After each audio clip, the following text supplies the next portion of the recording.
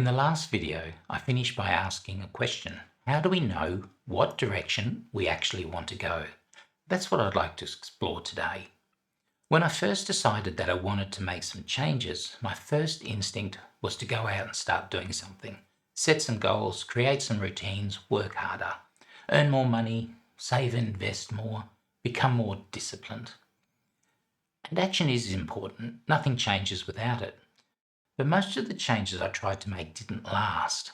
And looking back, there were a few reasons for that. The changes I was trying to make were too big. I tried to change too many things at once.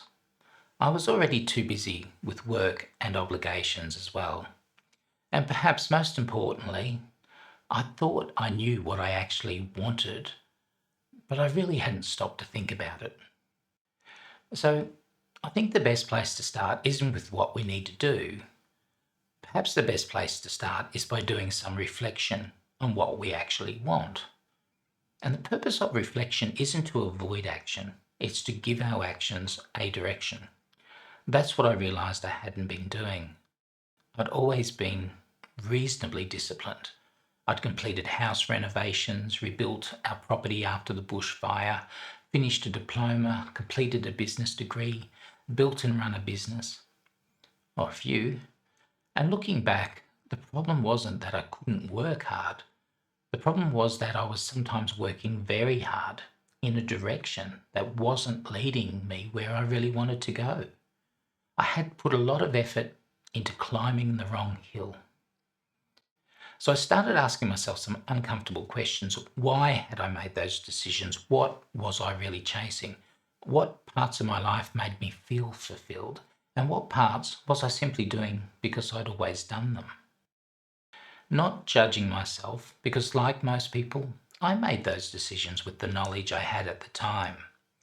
But I realised something important.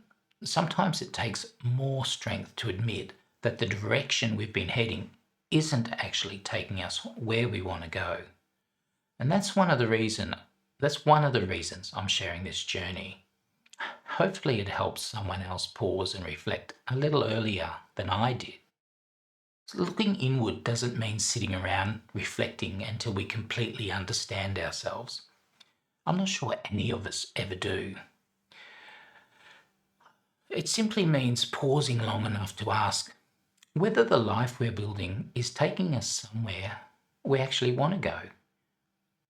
Freedom begins with what we do, but before we decide what to do, it helps to understand what we're trying to move towards. What do we want more of? What do we want less of? What gives us energy? What leaves us feeling depleted? What have we been neglecting? What are we doing that isn't moving us in the direction we want to go? And maybe the first step isn't changing your whole life. Maybe it's simply becoming a little more honest about the life you're already building. Next time I'd like to share some practical steps that help me turn that new direction into something I could actually live every day.